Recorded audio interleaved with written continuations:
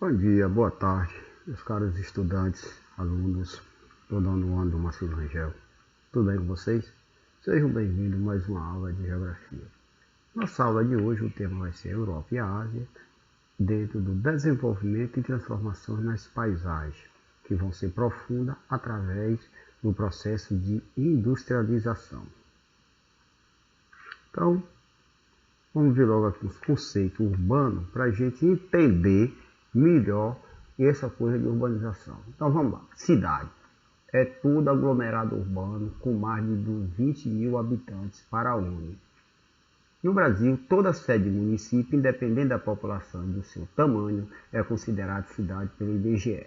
Vamos analisar isso direitinho. Então, a ONU, para ser cidade, precisa ter 20 mil habitantes. Não depende da infraestrutura. Se você pegar a maioria das cidades do Piauí, não tem 20 mil habitantes. Então você pega uma cidade como Valência, tem 20 mil habitantes. Então seria cidade na Europa. Mas você pegaria um monte de cidade que tem alguma infraestrutura, mas não é considerada cidade. Para a ONU, ela leva em conta o número absoluto de pessoas.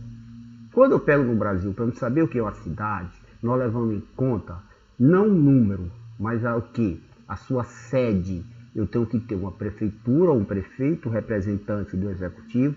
Eu tenho que ter os vereadores, que são o legislativo. Aí é cidade, independentemente do tamanho. ONU tem que ter número absoluto de, no mínimo, 20 mil habitantes.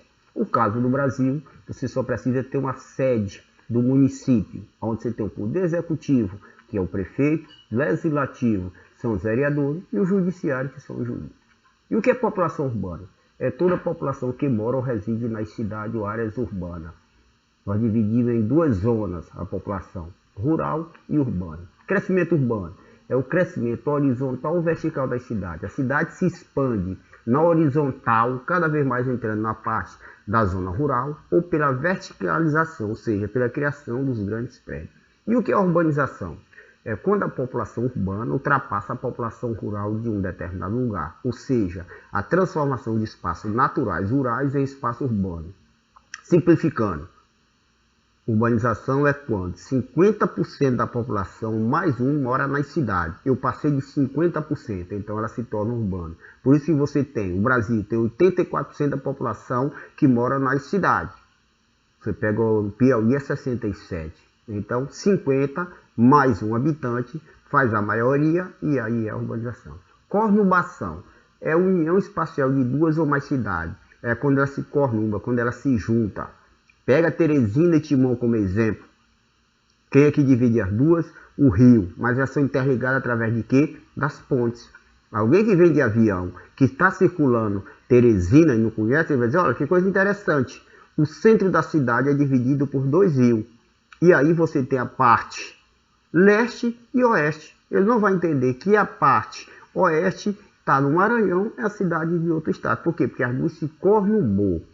Isso nós falamos como as regiões metropolitanas. Você pega São Paulo, a conurbação. São Paulo, A, B, C, D, N, mais um monte de cidade. Fortaleza tem outro monte, certo? E o que é a metrópole? É um conjunto de municípios contínuo, integrado, socioeconomicamente, uma cidade central com serviços públicos e infraestrutura em comum. Não leva em conta o número de habitantes. Você leva a densidade demográfica, que é a quantidade de pessoas por quilômetro quadrado, a infraestrutura. Você tem uma cidade central mais desenvolvida com infraestrutura e em redor dela você tem um conjunto de cidades que são dependentes dela. É o que nós chamamos as grandes metrópoles, a grande Fortaleza, a grande Salvador, grande São Paulo, grande Rio de Janeiro. Então isso é que é regiões metropolitanas ou metrópole. Sempre dependendo de quê? De uma cidade com maior infraestrutura. Por que Teresina não faz parte? Porque Teresina, ela ainda não tem 1 milhão de habitantes e a sua infraestrutura ainda é pequena. Mas a Teresina é chamada de RIDE, Região Integrada de Desenvolvimento. Você tem Teresina no centro com a maior infraestrutura e, se eu não me engano, são 13 a 14 cidades que estão ligadas a Teresina. Tanto é que os coletivos são preços normais, comum do que fosse dentro da cidade. Você tem Timon, que faz parte, Nazária, você tem Monsenhor Gil, você tem Altos, você tem União, você tem um monte de conjunto. Olha os ônibus que vêm de Altos. Ele vem superlotado de manhã para Teresina, com estudantes, para os institutos federais, para as universidades, vem para o comércio, vem buscar educação, vem de saúde. Isso é que nós chamamos de metrópole.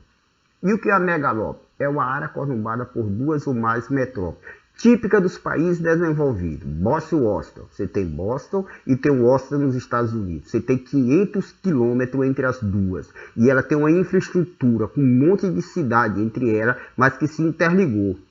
Você tem Tóquio, no Japão, e Osaka. Você tem na Alemanha, você tem na Inglaterra. Fora dos países desenvolvidos, está se formando uma que é no Brasil. É a junção entre São Paulo e Rio de Janeiro. Você tem 360, 400 quilômetros de distância e você está criando uma infraestrutura. Você tem a Via Dutra, que é uma BR enorme. Você tem um conjunto de cidades no meio. Então isso é que nós chamamos de megalópole, quando você pega duas metrópoles que elas se juntam. Cidades globais. São cidades que possuem importância econômica, financeira, técnica, política e cultural, exercem influência no próprio país e também no mundo. Aqui ninguém leva em conta o número de população absoluta. É a influência que essa cidade tem no mundo. Você tem 3 categorias de cidades globais. As principais. Qual é a principal cidade global do mundo? É Nova York, nos Estados Unidos. Porque ela detém as sedes das grandes multinacionais. Ela é exemplo. Todo mundo vive em torno dela.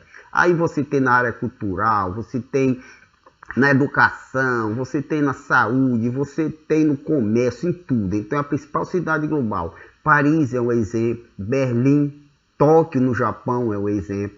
No Brasil você tem alguma cidade global, já se considera São Paulo. Mas São Paulo não tem uma influência global. Ela vai influenciar quem? América do Sul, a Argentina, o Paraguai, o Chile, a Bolívia, a Colômbia. Isso, de certa forma, já tem um pouco de influência da parte da África. Mas são 3 categorias, nós estamos na mais baixa. Primeira se destaca Nova York, a segunda categoria Paris, Londres, Berlim, Tóquio e depois vem outro conjunto que insere São Paulo. Como é que se dá a evolução da urbanização? Lembrar, a urbanização é quando 50% da população mora nas cidades. Cidade, ela surgiu há 3.500, 3.000 anos antes, não é isso? Do dia de Cristo. Então ela tem, não, dentro de Cristo é 1.500, 2.000 anos. Tem cidade com 3.500 anos. Só que o processo que leva à urbanização em grande quantidade é quem? É a Revolução Industrial. Porque a revolução ela vai gerar o que? Emprego. A partir daquele momento ela vai ter uma produção em grande escala, mecanizada, a utilização de máquina, precisa de grande mão de obra. Esse homem do campo está numa área de latifúndio, grandes propriedades. Essa fábrica produz o que agora? A máquina que vai lhe substituir no campo, para plantar e para colher, e aí ele migra no sentido da cidade em busca de quê? De trabalho. Como é que isso ocorreu na Europa?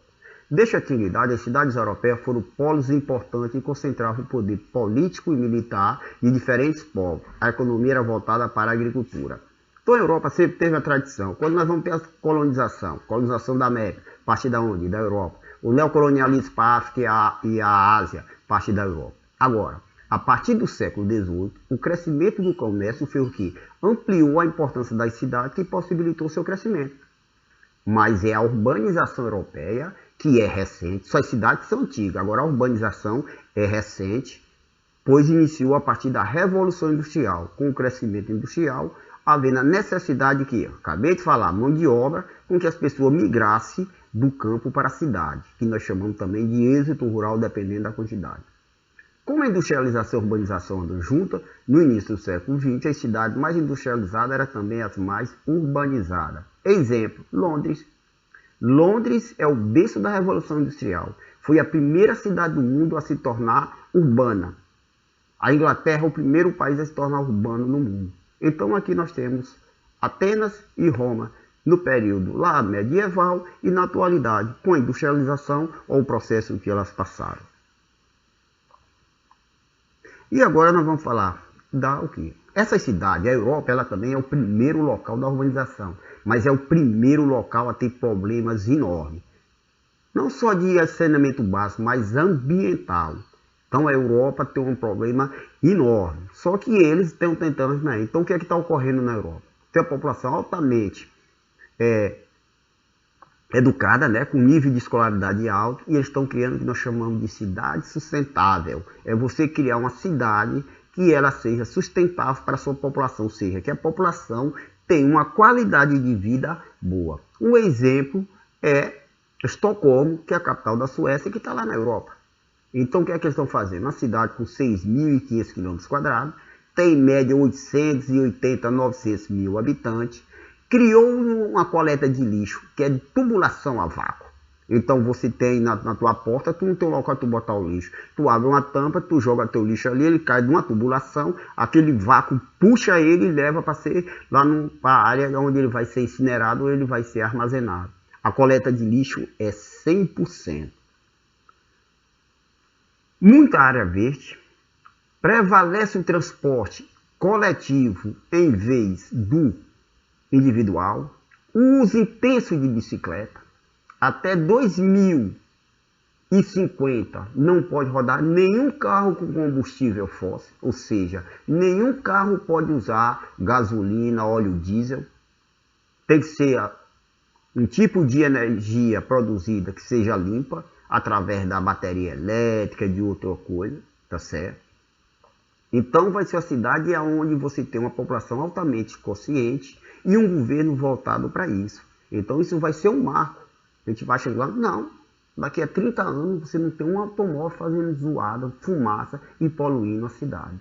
Cidade que tem uma coleta de lixo excelente, saneamento 100%, tudo dentro da regra e aonde o pessoal é instigado a andar de bicicleta, a pé e o transporte coletivo.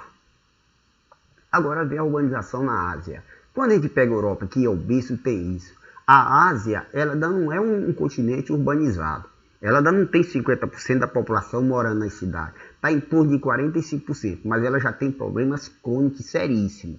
A Europa teve uma urbanização que foi mais ou menos controlada, lenta, organizada. A Ásia está sendo de supetão, rápido, jogado. Então isso vai gerar, está gerando já uns problemas crônicos. Então vamos ver os dados. Na Ásia, vai crescer de 1,9 bilhão para 3,5 bilhões de pessoas morando nas cidades. Você pega o Brasil, nós temos 200 milhões de pessoas. Você pega a parte da Ásia, a China tem 1 bilhão e 400, a Índia tem 1 bilhão e 350 milhões. Você tem Tóquio, a maior metrópole do mundo, tem 36 milhões. Então o problema vai ser caótico.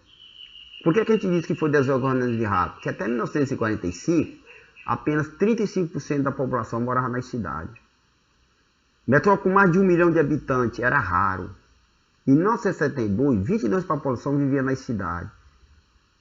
Hoje, 2010 era 42, hoje está mais numa média de 45, 47. E está com, das 23 megacidades do mundo, o que é megacidade? Cidade com acima de 10 milhões de habitantes.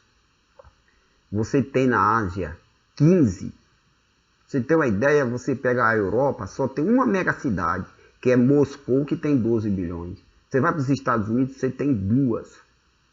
Aí você tem uma no México, você tem no Brasil, São Paulo e o Rio de Janeiro, e o restante está virado para lá. Olha o exemplo aqui da megacidade, são cidades com população. Tóquio, 36,6 milhões.